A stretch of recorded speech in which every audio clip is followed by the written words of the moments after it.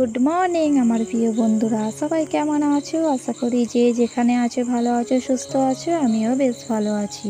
আজকে আবার একটা নতুন ব্লগ নিয়ে হাজির হয়ে গেলাম তোমাদের কাছে। আশা করব প্রত্যেক দিনের মতো আমার আজকের ব্লগটা তোমাদের খুব ভালো লাগবে, তাই ভিডিওটা না টেনে টেনে সম্পূর্ণ দেখার অনুরোধ রইল। আজকে ব্লগটা আমি নারকেলের ছাই থেকে শুরু করছি বন্ধুরা, দেখতেই পাচ্ছ আমি কিন্তু নারকেলের ছাইটা করে নিয়েছি, নিয়ে তারপরে সেমাইটা রান্না করব। তো বন্ধুরা অফ ক্যামেরায় আমি রান্নাটা করে নিয়েছি, দেখো একদম দুধ বার করে আর সেমাইটা রান্না করেছি। এই সেমাইগুলো সেই ঈদের সময় কেনা হয়েছিল, আর রান্না করা হয়নি। যখন রান্না করি তোমাদের তো দেখায়, তাই ভাবলাম আজকেরও একটু রান্না করি। তো যাই হোক বন্ধুরা, সেমাইগুলো কেমন রান্না হয়েছে কমেন্ট করে জানিও। চারিদিকে পোকামাকড় এত ডাকছে, যেহেতু বৃষ্টি হয়েছিল সেই জন্যে আরও ডাকছে। আর এই ভিডিওতে ভয়েস দেওয়ার সময় তো আওয়াজটা অনেকটাই হচ্ছে, তো বন্ধুরা তোমরা একটু মানিয়ে নিও, এতে আমার কিছু করার নেই। তো যাই হোক বন্ধুরা, এদিকে দেখো ঢেঁড়স আর ঝিঙে আর পটল এই কটা সবজি বাড়িতে ছিল, তাই ভাবলাম তোমাদের একবার দেখিয়ে দিই। আর সবজি খেতে কিন্তু আমার অনেক ভালো লাগে।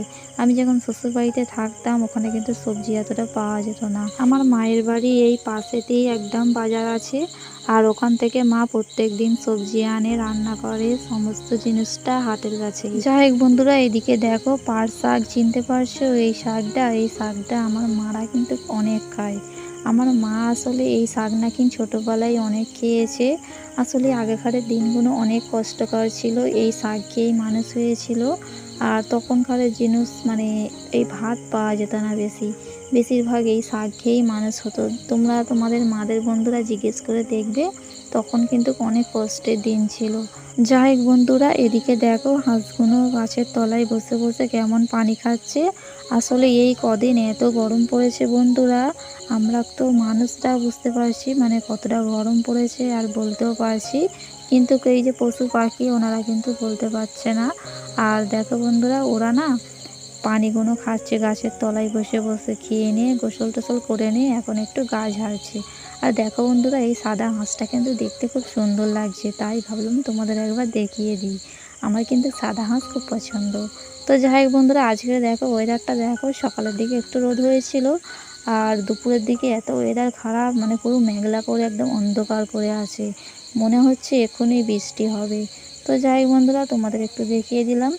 আর এই যে পুঁইশাকগুলো দেখতে পাচ্ছ বন্ধুরা, এগুলি দানা পড়ে মানে আপনিই হয়েছে, মানে এমনি হয়েছে, গাছগুলো লাগাতে আর হয়নি। আর এই পুঁইশাক এখন তুলে লাগালে কিন্তু বড় হলে কিন্তু অনেক সুন্দর হবে, আর এখন পুঁইশাক লাগাবার সময়ও।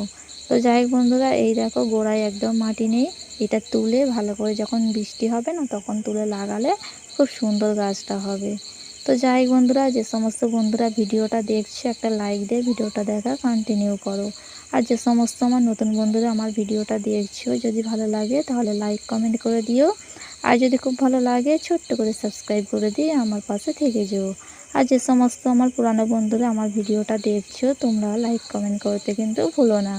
তো যাই হোক বন্ধুরা, এদিকে দেখো এখন মা ঝালগুলো ভালো করে ভেজে নিচ্ছে, আর এই ঝাল খেতে না আমার অনেক ভালো লাগে। ভর্তা তো একদম কটকটে করে ঝাল হলে আমার খুব সুন্দর খেতে লাগে।